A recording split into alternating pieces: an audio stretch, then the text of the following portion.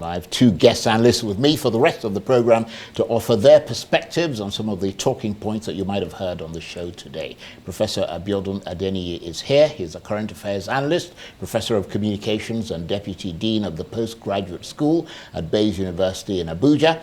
And the journalist, political affairs commentator, and Arise News analyst, Dr. Constance Ikokwu, is also here. Thank you to both of you. Let me come to you first. Constance, you heard, obviously, the two gentlemen, one talking about security, the other about the economy. Let's start with security, the responsibility of the incoming administration to make Nigeria safe. What is your assessment of their recommendations or his recommendations about what the priorities should be? I mean, both men were excellent, especially Paul Alaje. I mean, his analysis is quite frightening, to say the least. Yes, like it is. Looking at what is going on in the country. I think the incoming president, there are very high expectations. And people will expect the president to hit the ground running immediately, seeing that the country is almost on its knees. When President Muhammad Buhari came into power, it took him 7 months to put together a cabinet. And when he unveiled the cabinet, people were let down because there were no stars. So people were looking forward to see a team of stars, a team of reformers, a team of people who are ready to roll up their sleeves and work. People do not want the president to pick people because they're rewarding them for the job they did during the election for the party. No, you want people that really, truly believe in Nigeria, people that are big thinkers, have big ideas, and would sit down, do the work, try to reimagine the country, reposition it in all sectors, whether it's security, whether it's education, whether it's health, whether it's economy. Every part of the country needs dire attention at this time. So his work is cut out for him, and I think all eyes are on him to get it running immediately he is sworn in. Prof, of course, a big challenge, as everyone identified, insecurity, in fact, many challenges around security in Nigeria. But do you agree that a first step would be the team that the president-elect picks? Yeah, the team is important. Expertise is important, people with experience is also very, very important, but it's not the fundamental thing. There are some fundamentals that we have to deal with, that is causing insecurity.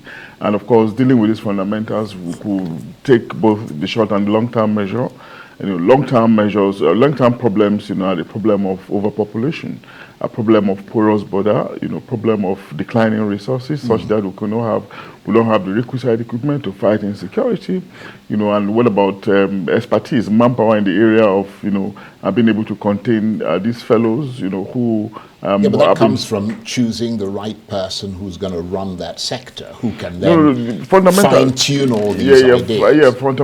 These are things that we've been talking about. It's been in several reports, several security reports, stakeholder engagement. National Security Advisor, of course, has done several kinds of report studies that have revealed all this, But I doubt if we've started dealing with them, particularly the question of overpopulation in the faced with declining resources, declining ability of the state to support citizens and creating a nihilist every day, and a nihilist that will not, listen to preachments, admonitions, and of course they just miscreants give them arms and they see that as a way to survive, So that's one problem that we have. The other problem is what the experts were talking about.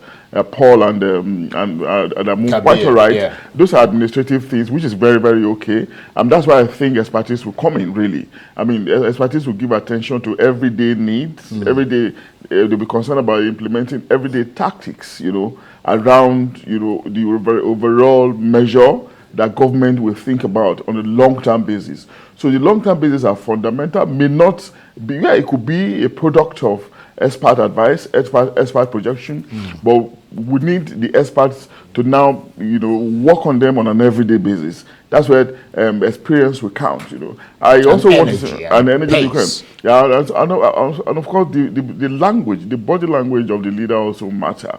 Especially when it comes to economic terms. Remember, economics deals with variables, body language, mannerisms, the aura, the kind of leadership that you provide will be what will engender confidence in the populace.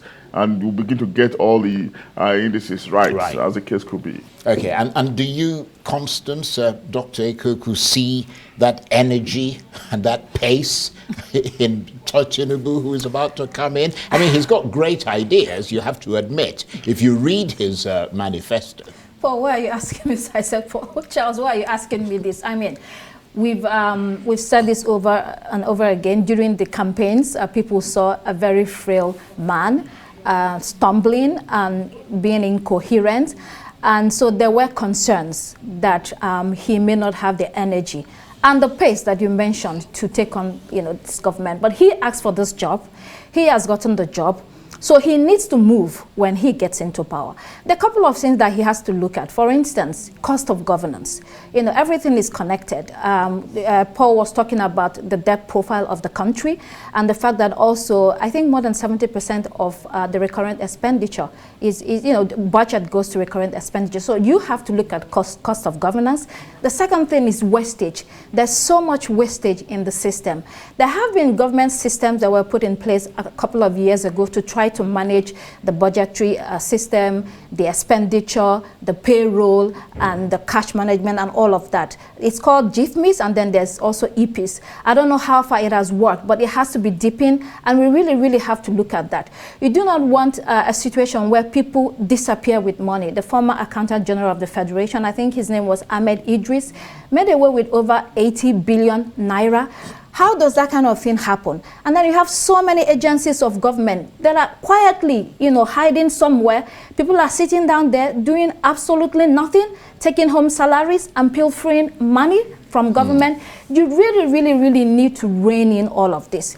You need to have a system that works perfectly. Well, maybe not perfectly, near perfectly. You need to have systems that are electronic in nature so that people find it more difficult to dip their hands in the coffers of government.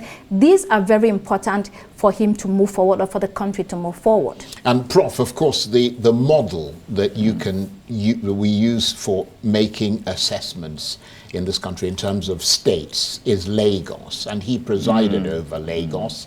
I mean, Lagos is still number one, really, if you look at the processes, the systems, and he's the one who's... So, I mean, could that be used as a potential yardstick to measure the kind of thing that he might do? Yeah, it's possible, and I can cut him some slack, because he holds some promise, no doubt. The lieutenants that assisted him while he was in Lagos, they are still very much around, and we expect that a large chunk of them will also be present when it comes to the center.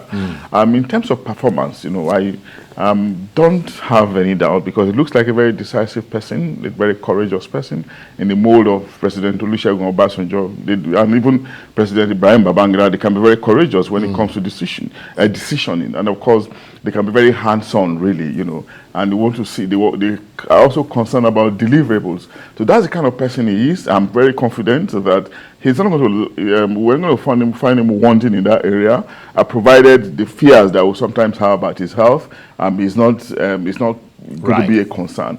But in terms of performance, I want to have that hope that if he gets into that place, there will be some change, in terms of trying maybe to create, to grow the confidence of the people who have fears around his ability to be productive, and to be efficient. I see him coming in with a drive just to dispel the speculation among the citizens. Well, that's going to be very competent person. Yeah, that's going to be very important. Yeah. So, as they say in Nigeria, we'll wait and see. Yes, Prof, thank you very much indeed. Professor Abiodun Adeniyi is Current Affairs Analyst, Professor of Communications and Deputy Dean of the Postgraduate School at Bayes University in Abuja. And of course, Constance, thank you very much indeed. Dr. Constance Ikokwu, who is the journalist, political affairs commentator and Arise News analyst. That's it for this edition of Arise Prime Time.